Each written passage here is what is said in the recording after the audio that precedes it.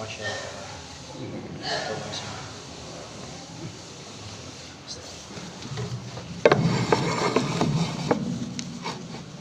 Alhamdulillahi nahmaduhu wa nasta'inuhu wa nastaghfiruh wa nastahdihi wa nastansiruh wa na'udzu billahi min syururi anfusina wa min sayyiati a'malina may yahdihillahu fala mudhillalah wa may yudlil fala hadiyalah asyhadu an la ilaha illallah wahdahu la syarika lah wa asyhadu anna muhammadan abduhu wa rasuluh la nabiyya ba'dah wa may yuti'illahu wa rasulahu faqad rasyad wa may yasillahu rasulahu faqad ghawa hatta yafi'a ila amrillah wa sallallahu ala sayyidina Muhammadin wa ala alihi wa sahbihi ajma'in wa sallama tasliman katsiran daiman ila yaumiddin amma ba'du ya ayyuhal hadirun ittaqullaha haqqa tuqatih wa la tamutunna illa wa antum muslimun.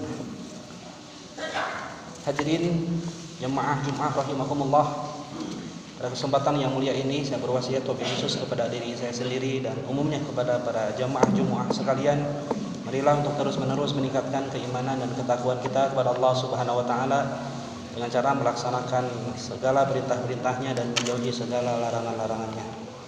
Bersyukur kepada Allah dengan ucapan alhamdulillahirabbil alamin. Bersalawat kepada Nabi Muhammad dengan ucapan Allahumma sholli ala sayyidina Muhammad wa ala ali sayyidina Muhammad. Hadirin jemaah Jumat rahimakumullah, Ibnu Qayyim Al-Jauziyah menuliskan di dalam kitab Al-Jawab Al-Kafi tentang bahaya dosa dan maksiat bagi kehidupan kita, khususnya bagi pelakunya. Ia menjelaskan bahwa seluruh keburukan dunia dan akhirat, baik yang umum maupun yang khusus, faktor penyebabnya adalah dosa dan maksiat. Dosa dan kemaksiatan membahayakan bagi hati dan juga tubuh manusia. Mari kita renungkan bersama, apakah yang menyebabkan Nabi Adam alaihissalam dan istrinya Sayyidah Hawa radhiyallahu anha dikeluarkan dari surganya Allah yang penuh dengan kenikmatan? Alasan apakah yang menyebabkan iblis menjadi makhluk yang terlaknat oleh Allah Subhanahu wa taala? Karena apakah umat para nabi dan rasul dibinasakan? Semua karena dosa dan maksiat yang mereka kerjakan. Kita renungkan lagi suatu perumpamaan. Jika pada sebuah perahu yang berlayar di tengah lautan, lalu ada seseorang yang melubangi perahu tersebut dengan alasan untuk mengambil air, maka apa yang akan terjadi? Jika tidak ada seorang pun mencegahnya, lantas siapa yang akan tenggelam? Tentu bukan hanya pelakunya saja, tetapi seluruh penumpang kapal tersebut. Begitu juga akibat dosa dan maksiat. Kadangkala tidak hanya berakibat buruk pada pelakunya, tetapi juga pada masyarakat dan lingkungan di sekitarnya. Oleh karena itu, maka sangat penting bagi kaum muslimin memperhatikan masalah dosa dan maksiat ini serta berupaya untuk menjauhinya. Dalam hal ini Allah Subhanahu wa taala berfirman dalam Quran surat Al-Jasiyah ayat 21. A'udzubillahi minasyaitonir rajim. Am hasibal ladzina jtarahus sayyiati an naj'aluhum kal ladzina amanu wa amilus solihat sawa'am mahyahum wa mamatuhum sa'a ma yahkumun.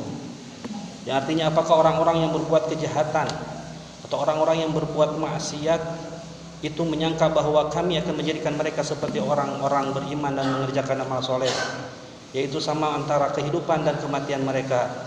Amat buruklah apa yang mereka sangka itu. Hadirin kaum muslimin sidang Jumat rahimakumullah, pada kesempatan ini kami akan menyampaikan beberapa dampak dosa atau dampak maksiat yang penting kita ketahui. Yang pertama adalah mendatangkan murkanya Allah Subhanahu wa taala. Dalam Quran surat Al-Furqan ayat 65 Allah Subhanahu wa taala berfirman, A'udzubillahi minasyaitonir rajim walladzina yaquluna rabbana srif 'anna 'adzaba jahannam inna 'adzabaha kana gharama. Dan orang-orang yang berkata, ya Tuhan kami, jauhkanlah azab jahanam dari kami, karena sesungguhnya azabnya itu kebinasaan yang kekal. Lalu yang kedua, dampak dari seseorang membuat dosa ataupun maksiat, yaitu terhalangnya dari cahaya dan ilmu. Karena ilmu adalah cahaya, sedangkan maksiat adalah kegelapan yang menghalangi cahaya. Yang ketiga, dampak yang seorang membuat maksiat itu adalah dosa akan melahirkan dosa lain, melemahkan keinginan untuk bertaubat dan berbuat kebaikan. Dan yang keempat adalah kesempitan hidup di dunia dan di akhirat. Sesuai firman Allah Subhanahu wa taala dalam Quran surat Thaha ayat 24, A'udzubillahi minasyaitonir rajim, man a'rada an dzikri fa innahu lahu ma'isatan dhanka wa nahsuruhu yaumal qiyamati a'ma. Dan barang siapa berpaling dari mengingatku, maka baginya penghidupan yang sempit dan akan kami kumpulkan dia di hari kiamat dalam keadaan buta. Hadirin jamaah Jumat rahimakumullah. Lalu yang kelima, dampak dari seseorang berbuat dosa ataupun maksiat adalah menyebabkan kehampaan atau kekosongan hati. Seorang pendosa atau ahli maksiat akan mengalami kehampaan dalam hatinya, yaitu ruang hampa antara dirinya dengan Allah Subhanahu wa taala. Kehampaan ini disebabkan tidak adanya hidayah dari Allah Subhanahu wa taala. Dan yang terakhir, dampak dari seseorang membuat dosa ataupun maksiat adalah merasa bangga pada perbuatan dosa dan kemaksiatannya. Akibat dosa dan kemaksiatan yang dilakukan terus-menerus membuat pelakunya lambat laun menjadi bangga dan bahkan menyombongkan perbuatan maksiat yang dilakukannya. Hal ini terjadi manakala ia merasa aman dan tidak ada yang mengganggu perbuatannya tersebut. Namun ia tidak menyadari akan datangnya ancaman ataupun murka dan siksa dari Allah Subhanahu wa taala baik di dunia maupun di akhirat kelak. Hadirin sidang Jumat rahimakumullah, demikianlah sebagian dampak perbuatan dosa dan kemaksiatan yang dapat kita jadikan bahan renungan agar kita dapat menjauhinya. Dan semoga Allah Subhanahu wa taala senantiasa menampakkan kebenaran dan memberikan kepada kita kekuatan iman khususnya untuk mengikutinya dan menampakkan kebatilan sehingga sangat jelas batilnya, serta memberikan kepada kita kekuatan untuk menjauhinya. Amin ya Allah ya rabbal alamin. Barakallahu li wa lakum fil Qur'anil azim wa nafa'ani wa iyyakum bima fihi minal ayati wa dzikril hakim wa taqabbal minni wa minkum tilawatahu innahu was-sami'ul alim wa qur rabbikfir warham wa anta khairur rahimin. Bismillahirrahmanirrahim. Wallahu a'lam bishawab. Wallahu a'lam bishawab. Allahumma shalli ala sayyidina wa sallim wa barik ala sayyidina wa baraka. Alhamdulillahi hamdan katsiran kama amara wa asyhadu an la ilaha illallah wahdahu la syarika la iqraran bi rububiyyati wa irghama liman jahada bihi wa kafara wa anna sayyidina Muhammadan abduhu wa rasuluhu sayyidul jinni wal bashar. Allahumma shalli wa sallim ala sayyidina Muhammadin wa alihi wa ashabihi kawakibil ghurar. Amma ba'du, faya yuhal hadirun ittaqullaha fima amar wantahu amanaha anhu wa hadar. Innallaha wa malaikatahu yusalluna 'alan nabi ya ayyuhalladzina amanu sallu 'alaihi wa sallimu taslima. Allahumma shalli wa sallim ala sayyidina wa habibina wa syafi'ina wa maulana Muhammad wa ala ali Muhammad fa ya yarju minhu syafa'atan sallu 'alaihi wa sallimu taslima.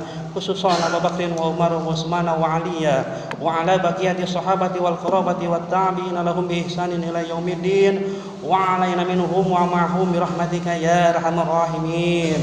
Allahumma ansurna wal muslimin wahfadna wa iyyahum wa farijna wa iyyahum wa aslih bainana wa tsabbit aqdamana wa ansurna 'alal qaumil kafirin. Allahumma ighfir lana wal mu'minina wal mu'minat wal muslimina wal muslimat al ahya'i minhum wal amwat innaka sami'un qaribun mujibu da'wat faya qadiyal hajat. Rabbana zalamna anfusana wa illam taghfir lana wa tarhamna lanakunanna minal khasirin. Rabbana atina fid dunya hasanatan wa fil akhirati hasanatan wa qina adzabannar. Ibadallah, innallaha ya'muru bil 'adli wal ihsan wa ita'i dzil qurba wa yanha 'anil fahsya'i wal munkari wal baghi ya'idukum la'alakum tadhakkarun. Astaghfirullah li wa lakum, astaghfirullah li wa lakum, astaghfirullah li wa lakum. Aqimus shalah.